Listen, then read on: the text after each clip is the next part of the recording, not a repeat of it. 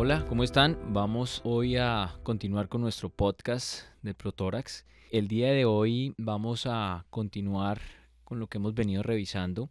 Nosotros como cirujanos de tórax manejamos muchísimas áreas y patologías diferentes. Una de esas patologías que implica la interacción con cuidado intensivo, con anestesia, con quirófanos, son las patologías respiratorias, específicamente el SDRA y el apoyo que tenemos también con los equipos de cirugía cardiovascular que nos permite a nosotros el uso de tecnologías como el ECMO. Hemos estado revisando en los podcasts anteriores indicaciones, hemos estado revisando el proceso de canulación y cosas puntuales o temas puntuales alrededor de las cánulas. El día de hoy vamos a hablar sobre el manejo y el protocolo de sostenimiento del paciente en ECMO.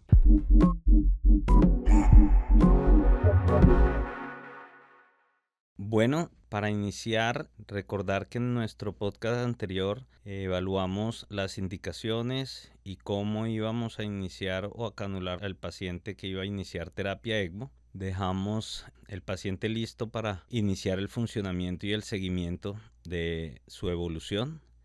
Si hay alguna duda sobre la parte previa, o sea, la evaluación, las indicaciones y canulación, pueden revisar nuestro podcast anterior. Y ahorita continuaremos entonces con el seguimiento y cuidados del paciente ya en ECMO. Lo primero que se hace una vez tenemos el paciente canulado y con el ECMO funcionando y ya se ha verificado la posición de todos los equipos y las cánulas, es determinar cómo está respondiendo el paciente a la terapia.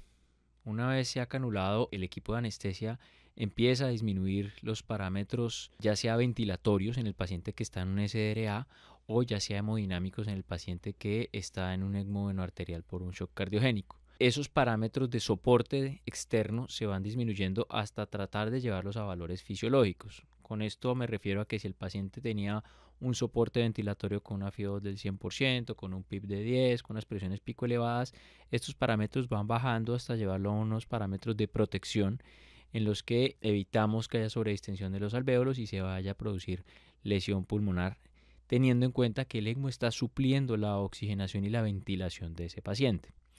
Del lado cardiovascular ocurre lo mismo, el ECMO está supliendo la función cardiovascular, está dando poscarga al estar dando un flujo al sistema arterial y lo que se hace es ir disminuyendo los soportes hasta tener unas presiones arteriales medias adecuadas y que permita además una apertura de la válvula aórtica. Eso es un tema muy importante en ECMO arterial que se hace verificando tanto la curva de la línea arterial como con el ecocardiograma. Una vez estamos en ese parámetro, lo que viene es la verificación del inicio del protocolo de soporte en cuidado intensivo. Ese protocolo implica que si el paciente es un paciente que hemos traído de rescate de otra institución, el paciente se somete a toma de cultivos, sustitución de las sondas vesicales, reemplazo de los accesos venosos periféricos, como lo tenemos protocolizado en la institución para disminuir el riesgo de infecciones asociadas a ese tipo de dispositivos, y a la toma de muestras. Esa toma de muestras va desde la toma de muestras de orina para descartar infecciones urinarias, la toma de muestras para coagulación, electrolitos, función hepática, función renal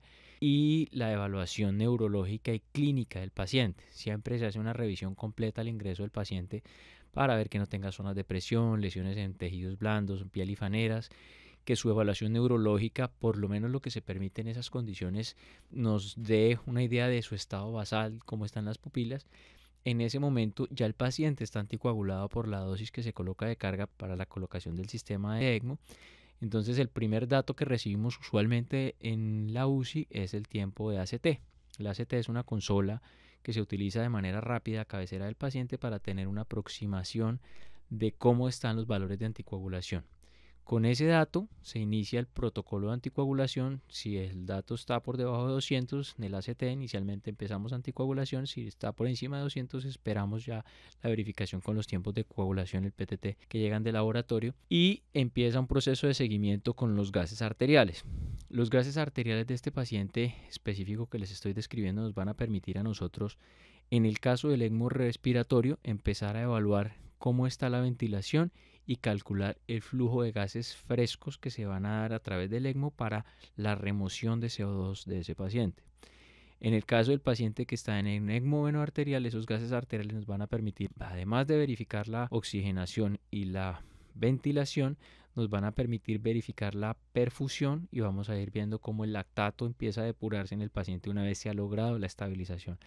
De esta manera monitorizamos el estado ácido básico del paciente y se determina si se necesitan otro tipo de soportes. No es infrecuente, y cuando digo no es infrecuente, alrededor del 30% de los pacientes o entran ya en ECMO en falla renal o desarrollan la falla renal durante el proceso de soporte. Entonces en ese momento también se define conjuntamente con cuidado intensivo si el paciente va a necesitar diálisis y qué tipo de diálisis.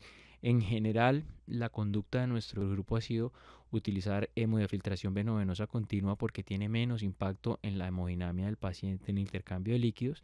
Entonces, si se necesita este tipo de soporte adicional, se le inicia a la consola, es decir, la máquina de diálisis se conecta a la consola de ECMO. De esa manera evitamos hacerle un acceso vascular adicional al paciente y con eso vamos llevándolo.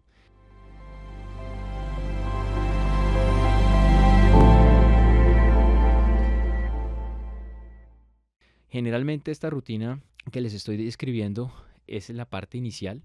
El siguiente punto es el proceso de seguimiento en cuidado intensivo. Estos controles de laboratorios normalmente se separan en dos grandes grupos. Los laboratorios de rutina que se toman en la madrugada a 5 de la mañana en las unidades de cuidado intensivo, que nos dan a nosotros información de hemograma en el que evaluamos hemoglobina, plaquetas, leucocitos, tiempos de coagulación, electrolitos y función renal. Y hay un protocolo de exámenes que se hacen repetitivamente a lo largo del día, que son los tiempos de coagulación y que son los gases arteriales con los cuales se hace la programación. En la fase inicial, es decir, las primeras 48-72 horas, mientras el paciente se estabiliza, esos exámenes repetitivos se hacen cada 4, cada 6 horas. Posteriormente, una vez el paciente se ha estabilizado, se pueden espaciar a 6 a 8 horas, de acuerdo a cómo veamos viendo que va evolucionando el paciente. ¿Cuál ha sido la tendencia, por ejemplo, de los valores de coagulación en PTT y ACT? ¿Cuál ha sido la tendencia en los niveles de hemoglobina? ¿Y cuál ha sido la tendencia en términos del manejo de los electrolitos y los líquidos de ese paciente? Eso, digamos, a grosso modo describiría lo que es el proceso de rutina que se hace, con algunas cosas puntuales del proceso de rehabilitación y movilización que les va a explicar el doctor Rueda. Algo que cabe anotar ahí es también el seguimiento imagenológico. En el caso puntual del ECMO venovenoso, hacemos radiografías por lo general de tórax todos los días. Eso nos permite evaluar el estado pues de los infiltrados o la ocupación alveolar que presenten los pacientes en SDRA, cómo va su resolución, si se asocia a algún tipo de derrame pleural o de atelectasia que va relacionado con las intubaciones, el manejo de secreciones. Y en los pacientes con ECMO venoarterial hay que hacer diario también un seguimiento con ecocardiograma para evaluar las presiones, la apertura de la válvula aórtica y el estado funcional o la motilidad de los ventrículos, tanto izquierdo como derecho.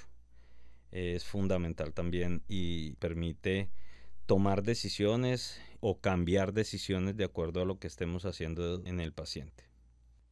Respecto al proceso de seguimiento, una vez hemos logrado estabilidad quiere decir en los ECMOs venovenosos que el paciente ha tenido unos niveles adecuados de oxigenación y ventilación, se ha corregido la acidosis respiratoria o la acidosis metabólica con el que el paciente ha ingresado, se ha logrado disminuir los parámetros ventilatorios y las otras variables fisiológicas, ya sea falla renal, sobrecarga hídrica, infección, se han controlado. Lo que uno usualmente empieza a ver es que los parámetros ventilatorios del paciente empiezan a mejorar en términos de el paciente empieza a tener mejor volumen corriente, el paciente empieza a asistir mejor al ventilador en general, y algo que creo que nos saltamos es el paciente lo tenemos sedado y relajado durante las primeras 24 horas después de su ingreso a la institución o después de que entramos en ECMO. Una vez superado ese periodo de tiempo, se suspende la relajación y el paciente empieza a estar bajo sedación, cada vez con parámetros más bajos de sedación, lo que nos permite a nosotros interactuar con el paciente y nos permite ir evaluando cuál es su respuesta. Retomando lo que les estaba diciendo antes, una vez empieza a mejorar esa respuesta del paciente, uno empieza a ver que los parámetros ventilatorios empiezan a mejorar solos. Entonces, el paciente con los mismos parámetros que tiene programado el ventilador empieza a hacer mejores volúmenes corrientes, las presiones pico se mantienen bajas o disminuyen cuando han estado elevadas, las secreciones que se aspiran del paciente son más claras y eso nos permite a nosotros, desde el lado de manejo del ECMO, disminuir los gases frescos. Nosotros con el ECMO estamos poniendo oxígeno y estamos barriendo CO2. Luego, en la medida que el paciente empieza a tener una mejor respiración, empieza a barrer más el CO2 él solo, nosotros podemos ir disminuyendo esos parámetros y vamos evaluando tanto la respuesta a nivel de los gases arteriales como la respuesta a nivel mecánico en el ventilador. Ese es el escenario en el que nosotros vamos viendo cómo el paciente va a ir saliendo de la patología que lo llevó a ese ECMO. Y empezamos progresivamente a hacer pruebas. Del otro lado, el paciente cardiovascular tiene un comportamiento similar. La diferencia grande radica en que en el paciente cardiovascular nosotros lo que hacemos es evaluar los parámetros hemodinámicos del paciente. El ecocardiograma va mostrando que el ventrículo eventualmente está con una mejor contractilidad, que el gasto cardíaco está mejorando, las presiones arteriales empiezan a subir y se puede ir disminuyendo más los soportes y se va disminuyendo también el aporte del ECMO. Entonces, en ese momento también, desde el punto de vista hemodinámico, uno empieza a ver respuesta. Uno espera en general, en un paciente respiratorio, que esa respuesta la empiece a ver alrededor de los 7 a los 10 días. El promedio de estancia de nuestros pacientes en ECMO respiratorio oscila entre 9 y 10 días y ese es más o menos el periodo en que uno empieza a ver esa respuesta que les estoy describiendo. En los pacientes venoarteriales o por patología cardiovascular en general, la mayoría son pacientes con shock cardiogénico, uno empieza a ver esa respuesta alrededor de las 72 horas, es decir, responde más rápido el corazón en el proceso de resolución que los pacientes respiratorios. Y lo que viene en esos dos escenarios, una vez estamos en ese punto, es empezar a hacer las pruebas de destete que el doctor Rueda les va a explicar.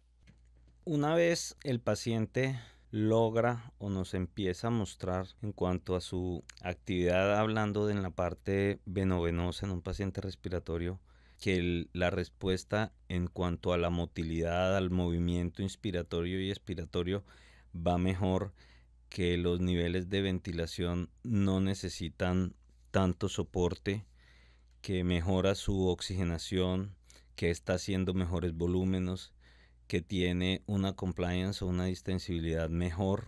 Se empiezan a hacer pruebas disminuyendo el aporte tanto de oxígeno como de CO2 de la consola, pues del equipo de ECMO, y se hace procedimientos de toma de gasometría arterial para evaluar qué tanto tolera esa disminución. De acuerdo a eso, vamos disminuyendo progresivamente el aporte hasta que lo cerramos completamente y dejamos al paciente que respire por sí solo con una ayuda suave o baja con parámetros muy leves del ventilador, y evaluamos de alrededor de media hora o una hora la respuesta. Si gasimétricamente la respuesta y los niveles se mantienen, si el paciente neurológicamente está bien y nos toleró la prueba sin ninguna complicación, en ese momento decidimos decanulación.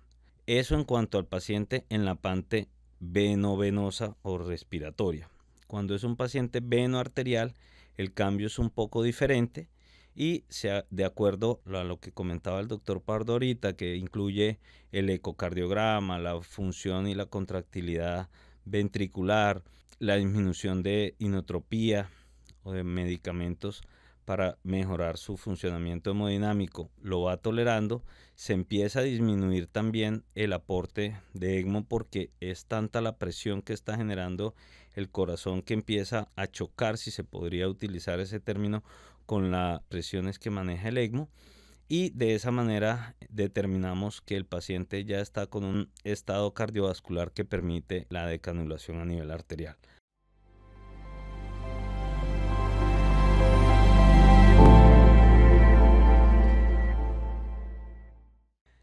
Bueno, los temas que estamos tratando hoy, el abordaje del paciente en ECMO y el seguimiento, es bastante técnico. Entendemos que la audiencia en este podcast es bastante afín a la parte médica, paraclínica, entonces nos disculpan de pronto el uso de terminología tan técnica, y que en el momento pues hay que imaginar un poco lo que estamos haciendo y tener algún acercamiento previo para entender un poco mejor. Cualquier duda adicional o algo, no duden en escribirnos o en revisar los otros podcasts y podemos tratar los temas adicionales o ser un poco más específicos de acuerdo a lo que generen en ustedes las dudas que tengan al respecto. Bueno, siguiendo con la parte de decanulación, cuando el paciente en el ECMO venovenoso decidimos que el paciente Fue evaluado, toleró la prueba de destete adecuadamente y decidimos llevarlo a decanulación. Digamos que es un proceso bastante sencillo en el cual con apoyo de anestesiología manejamos niveles de sedación muy bajos, que no haya ojalá necesidad de hacer una relajación del paciente, porque en este momento es cuando más necesitamos de su ayuda y de su actividad en el proceso respiratorio para que una vez lo decanulemos tolere con los parámetros bajos de ventilador. Entonces es un abordaje local en UCI en el cual se hace retiro de las cánulas y puntos o suturas sobre la piel y compresión. Como ha sido una canulación percutánea, pues es mucho más fácil de controlar y simplemente compresión y unas suturas en piel se controla. El paciente desde ese momento, entonces, como les digo, entra a nuevamente estar solo con soporte ventilatorio mecánico y por lo general a parámetros muy bajos que van a permitir que el paciente en unos modos ventilatorios en el cual él pueda aportar mucho, la recuperación va a ser mucho más fácil. En el paciente cardiovascular, sí hay que ser un poco más exhaustivo de pronto en el control de la canulación arterial. También depende del tipo de canulación que se haya hecho, si fue quirúrgico con un injerto o si fue abierto, pues va a necesitar un abordaje para control de la arteria como tal, pero si fue percutáneo y con una cánula que por lo general no son muy grandes, se puede también hacer control local con la sutura y compresión directa. Una vez el paciente ha salido de ECMO, obviamente continúa con los soportes básicos de cuidado intensivo, y básicos pues me refiero a lo estándar. El ECMO respiratorio del paciente continúa con ventilación mecánica, con los cuidados de cuidado intensivo y los mecanismos de protección de cuidado intensivo y el proceso de rehabilitación. El seguimiento de este paciente a partir de ese momento va a depender mucho de cómo esté respondiendo. Obviamente aquí estamos dando una descripción general y global de los pacientes, pero digamos que eso hay que particularizarlo. No es lo mismo un hombre joven que un hombre mayor obeso. Entonces el proceso de recuperación de cada individuo es diferente y también eso se ve afectado por el tipo de patologías. Para darles un ejemplo, los pacientes que teníamos o que tuvimos durante pandemia por COVID tenían una evolución mucho más tórpida. La inflamación y la lesión pulmonar por el COVID era mucho más agresiva que lo que tenemos hoy en día por infecciones por micobacterias o por bacterias adquiridas en comunidad. Entonces, eso nos determina a nosotros cuál es el paso siguiente. Paso siguiente se refiere al retiro del soporte ventilatorio, es decir, uno busca con todos estos pacientes dejarlos trabajando solos y que su proceso de recuperación les permita salir de cuidado intensivo. Entonces, ese paso siguiente eventualmente puede ser la toma de decisión de realizar o no una traqueostomía. La realización de traqueostomía en el paciente de ECMO respiratorio es un ítem no menor. Digamos que uno lo puede separar en tres fases diferentes. La traqueostomía como un mecanismo adyuvante en el paciente que ya está en ECMO y que tiene un ECMO prolongado y en el que nosotros queremos despertar al paciente, quitar el tubo orotraqueal y que esa traqueostomía nos sirva como un mecanismo del proceso de destete ventilatorio. Ese es un escenario en el que hay que protocolizar el manejo de la anticoagulación, el momento de realizar esa traqueostomía. Usualmente nosotros esperamos ese tiempo promedio que les mencioné de alrededor de 10-12 días para tomar esa decisión. Cuando vemos que se va prolongando, ahí se toma esa consideración. Y el otro escenario diferente es el paciente al momento de la decanulación. Aquí nosotros hemos tenido cambios en los protocolos de manejo. Usualmente el paciente salía de ECMO e inmediatamente salía de ECMO le hacíamos la traqueostomía. Son traqueostomías percutáneas que se hacen en la unidad de cuidado intensivo a la par de la decanulación.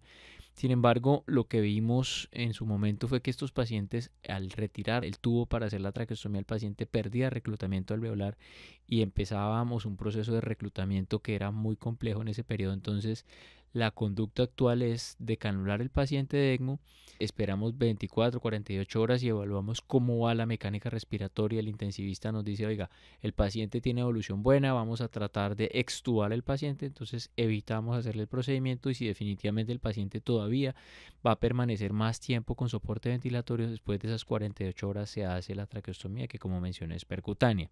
a diferencia de los pacientes con patología cardiovascular. Como mencionamos, en general los ECMOs cardiovasculares son más cortos, la respuesta del corazón es más rápida y eso hace que el paciente no tenga tanto tiempo de ventilación mecánica, lo que hace que sea mucho más fácil el proceso pues, de extubación una vez el paciente se ha decanulado. Puede haber una duda y es qué tipo de traqueostomía utilizamos o qué tipo de traqueostomía recomendaríamos, si es percutánea o si es quirúrgica o abierta. Yo creo que no solo para ECMO, sino actualmente toda traqueostomía debe ser percutánea, excepto cuando el paciente tiene una contraindicación para hacerla. Es decir, con la traqueostomía percutánea logramos menos invasividad, menos riesgo de complicaciones y más rápida y segura. Esas son las ventajas principales. Debe hacerse por un grupo que tenga experiencia y eso permite una adecuada realización y disminuir o minimizar las complicaciones. La traqueostomía abierta pues implica más tiempo, más riesgo de infecciones porque la herida es un poco más grande, necesita más instrumental y de pronto realizarse en una sala de cirugía y no en una unidad de cuidado intensivo. Pero hay personas o pacientes que tienen contraindicada la traqueostomía percutánea por alguna situación particular. Nosotros realizamos el 99% o un poco más de las traqueostomías de manera percutánea con un adecuado resultado y como les decía, las ventajas son que se realiza en cuidado intensivo, el tiempo quirúrgico es mucho menos, entonces el tiempo también de reclutamiento, si se puede llamar esa palabra alveolar, es menor y la respuesta es mucho más rápida. También un paciente que ha estado anticoagulado pues tiene menos riesgos de sangrado y por ello es que realizamos todas las traqueostomías prácticamente percutáneas. Bueno, la traqueostomía percutánea, como todo procedimiento, tiene sus riesgos. Lo principal es que se haga en manos de un experto que tenga suficiente experiencia en la misma. Hay que minimizar riesgos, obviamente, esa es la idea en cualquier procedimiento, mediante soporte con un equipo de anestesiología preparado, con la tecnología y los equipos para traqueostomía percutánea idóneos, realizarla obviamente con control de tiempos de coagulación, siguiendo los protocolos y las guías de su realización. Y creo que los riesgos, el resto de riesgos son intrínsecos a un procedimiento quirúrgico, como infección, sangrado, que de esa manera los vamos disminuyendo. Riesgos mayores, podría haber una fístula traqueosofágica, pero se puede disminuir ese riesgo haciendo la traqueostomía con guía fibrobroncoscópica y asegurando el posicionamiento de la guía y del equipo de los dilatadores dentro de la vía aérea. Hay otras causas de la fístula traqueosofágica que no están relacionados con el procedimiento, sino con la intubación prolongada, la traqueostomía prolongada, la malnutrición del paciente, la hipoperfusión, pero que esos serían tratados en otro momento.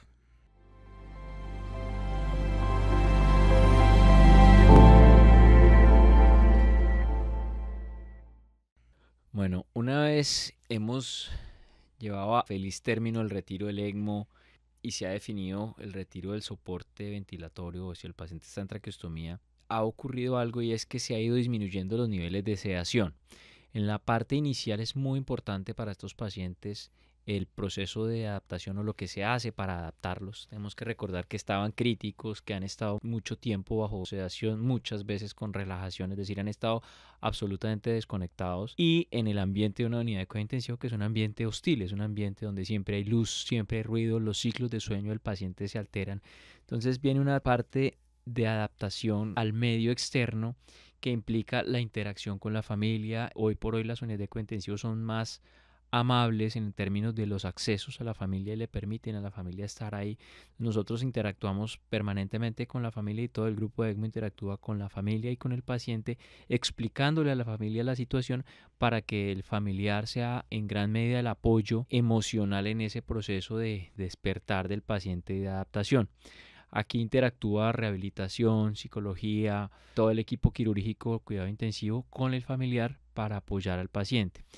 Muchos de estos pacientes se despiertan en estados de delirium, de confusión obviamente, y aquí pues juega un papel muy importante todo el apoyo multidisciplinario en tanto ayudar al familiar a que entienda que ese estado de delirium es transitorio, como a ayudar al paciente a superar esa etapa, porque en la etapa final ya lo que implica es la interacción y la acción del paciente en todo su proceso de rehabilitación. Es el paciente el que va a tener que empezar a moverse, que empezar a mover sus extremidades, a sentarse, a empezar el estímulo enteral a poder volver a comer, a recuperar la fuerza, y eso implica pues que haya buen estado de conciencia y una buena interacción con todos los cuidadores. La verdad, esta es la etapa más satisfactoria cuando logramos llevar los pacientes a este proceso. Es la etapa donde más tal vez emociones se produce tanto para la familia como para el paciente y pues obviamente para todo el equipo que ha estado a cargo de estas personas.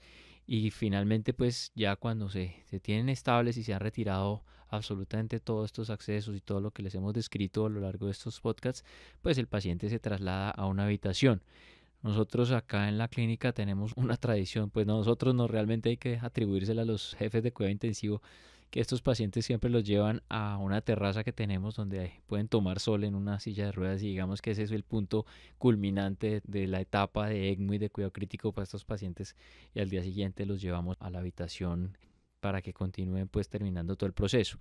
Ya una vez están en esa habitación, los pacientes están ya encaminados a rehabilitación, y lo que hacemos es establecer una línea de comunicación con el centro remisor o la ciudad donde viene el paciente para poder ubicarlos nuevamente cuando han sido pacientes que vienen de otros municipios y otras ciudades a Barranquilla, o ya sea en su hogar acá en Barranquilla, para continuar la rehabilitación y los controles ambulatorios. Digamos que esa es la descripción de ese proceso final que pues obviamente es al que todos queremos llevar nuestros pacientes.